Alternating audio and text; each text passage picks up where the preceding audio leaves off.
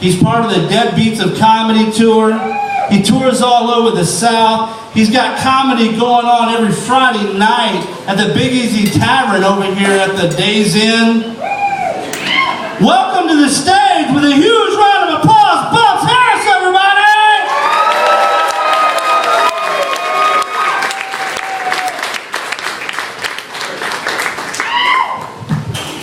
I'm going to go ahead and address the elephant in the room right now.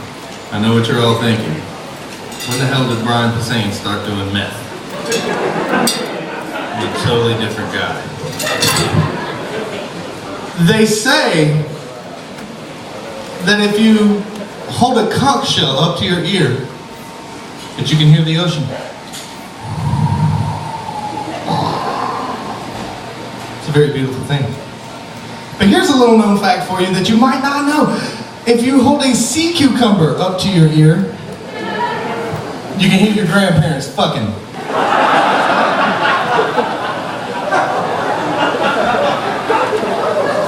It's all squishy and weird.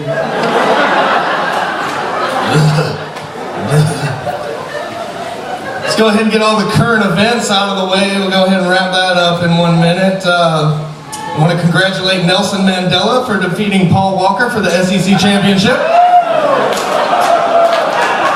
He'll be going on to face the winner of Kanye West and the Duck Dynasty guy for the BCS National Championship, which will be aired on Fox News. What else is going on in the world? Oh, Huey Lewis is in the news.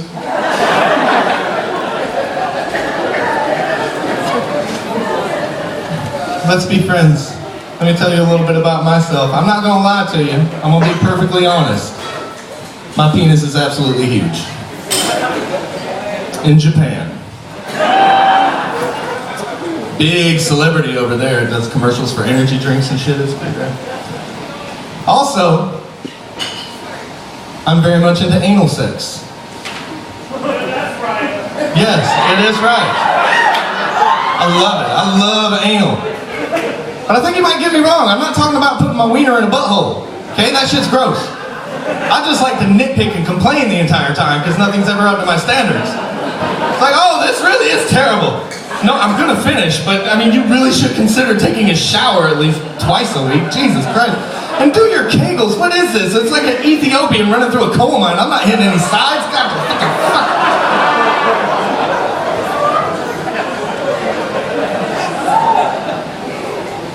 I lost a lot of weight not too long ago. It's pretty cool. A lot of weight. I lost about 140 pounds and nothing but bitch. That's right, I'm getting a divorce. Can't say I didn't see it coming though. My wife started to change gradually. And I'm not talking about, you know, when chicks start to go crazy every once in a while, they wear a little extra padding in their undies, they want to start an all-girl punk rock band called the Monthlies. No, I mean, she was changing. Like, I would come home, I couldn't tell whether or not I was talking to my lovely wife or Gary fucking Busey. Come home from a hard day's work, hey honey, how was your day? You listen to me, you son of a bitch.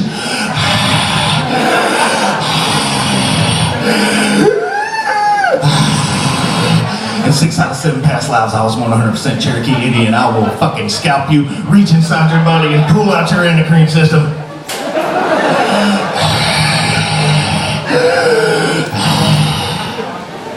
So, good?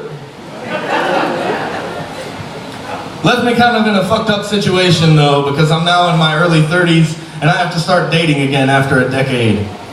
Things have changed in that decade, mind you. Back when I was playing the field, things were a little bit easier. I mean, we would go to bars, we would spend a bunch of money that we didn't need to spend, and we'd get out on the dance floor and shake our little thing, and then we'd go outside and wait behind a dumpster for a nice girl to come walking by, and we'd get ourselves a date. Doesn't quite work that way anymore. Now you have to meet all your women online. So after the separation, I moved in with a friend of mine. He's another fellow comedian, and I was like, dude, I've got to meet somebody. I'm lonely, I'm bored, I need to get some stank on my hang down. Like, I got some shit I got to keep going on, you know? So he goes, well, have you ever tried Plenty of Fish? You know what's on Plenty of Fish? An awful lot of carp. Yeah. Oh, it's a wonderful place for dating if you're into taking a little journey to the center of the girth. So I started fucking fat girls. It was good. It was awesome. There were some cool ones though. I mean, I met this one chick. It was like the first chick I met on Plenty of Fish, and she was really cool. And I mean, I don't want to brag or anything, but after a little bit of wine and a little dining, yeah, I killed her. She said she liked it rough. You can't blame me. I said, what do you want, baby? She said, I want to be choked during sex. I said, okay, give me a safe word. I don't know about any of you guys, but the last time I checked, there's not a word. Look it up in your Roget's Thesaurus, your Funkin' Wagnalls, your Webster's Dictionary. You won't find it. It's not there. The next girl after that, she was also pretty freaky. She was into role playing. She said, I want to role play with you, baby. I said, okay, what do you want to do? She said, I want to play Little Red Riding Hood. I'm like, hell yeah, I'm going to make this real good. She's going to be totally into it. But she huffed and puffed quite a bit when she came home and found out I killed her grandma and dressed up in her clothes.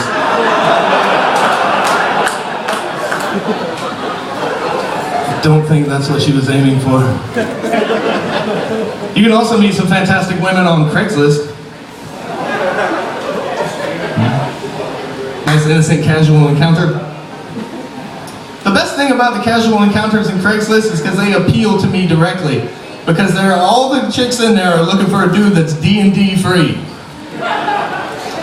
Not a problem for me. I always answer those back and be like, hey baby, I'm all about that NSA fucking. And as far as D&D free goes, fuck, I hate that shit. Magic the Gathering, Pokemon, all of it. It all sucks. And I had to fill in this profile for dating all of a sudden after fucking 10 years. And first off, there's a few things that have changed as far as bodily goes. You know, I got a little bit of a gut going on. I'm starting to bald a little bit. I'm scared of the balding thing because I don't want to go through life with the ass of an 8-year-old boy.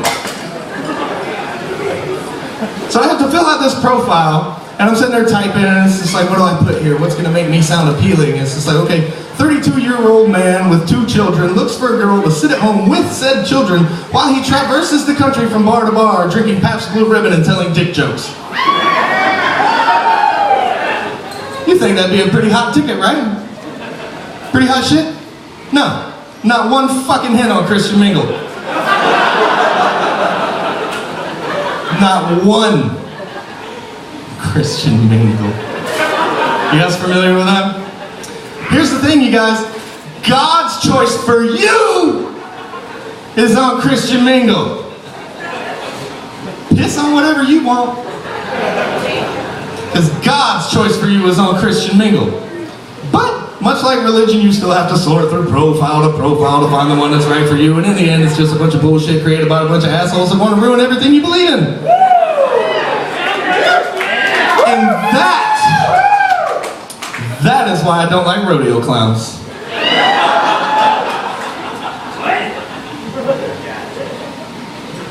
Hey, do you think that intellectual sex offenders ever get into heated debates over who has rapier wit?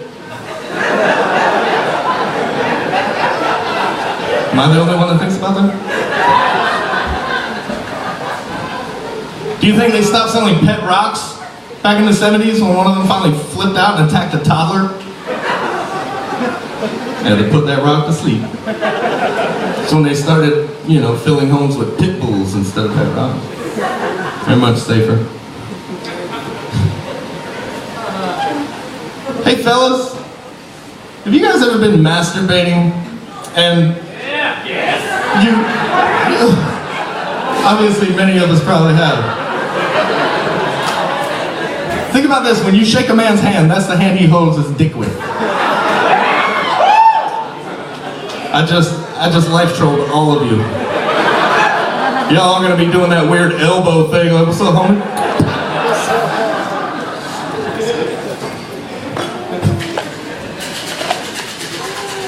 So you come on your stomach, and then what do? You turn around, you're looking for something to wipe up with, you're like, oh shit. It's like, I got cum on my stomach, I gotta find a towel, a washcloth, something to wipe this up with, because it's starting to dry and it's making like the little happy trail hairs pinch a little bit. And you're looking for a towel to wipe this cum up with, and all the while, I mean, you got customers at the counter. Your boss is looking at you all crazy, you're over there, so what, you mad, bro?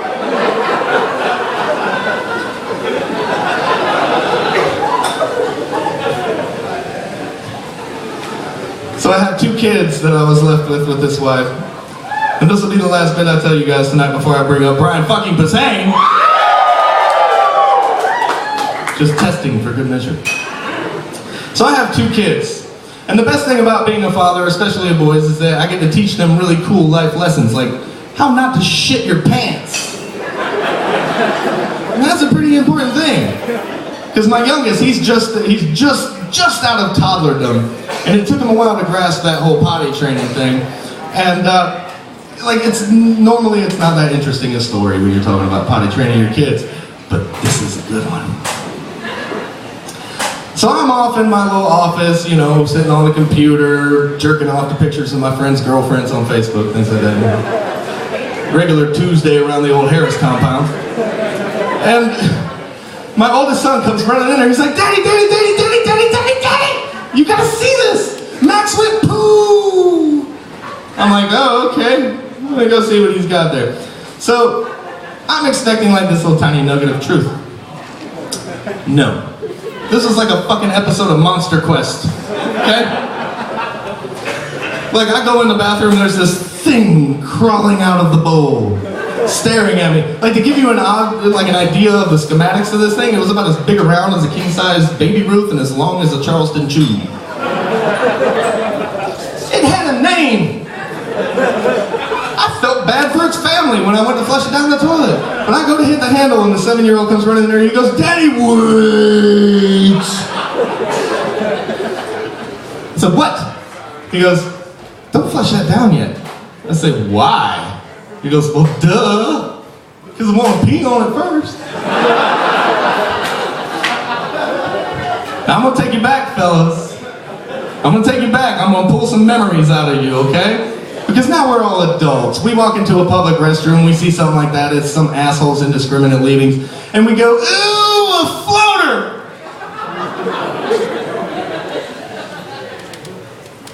But we were once at that age when that was a golden opportunity to sharpen your skills. You'd walk in there and you'd see that fucker bobbing around and you'd just go, ooh, a floater. So you'd square up on that sumbitch and you'd squeeze your tummy muscles extra hard so you can cut it in half. Long ways.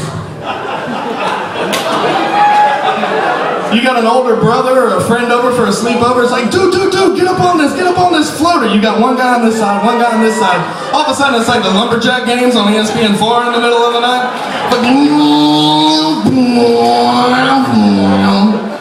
You hit it just right on the side and start spinning real fast like the log rolling competition.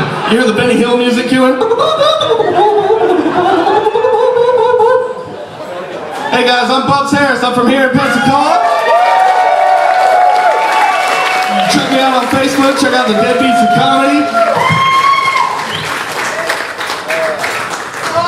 Who wears a large shirt? Hey, that girl got it. I didn't even know you, I think. All right, you guys ready? Are you fucking ready? You have seen this man on many a movie, many a TV show, and now he's right here in Pensacola, Florida to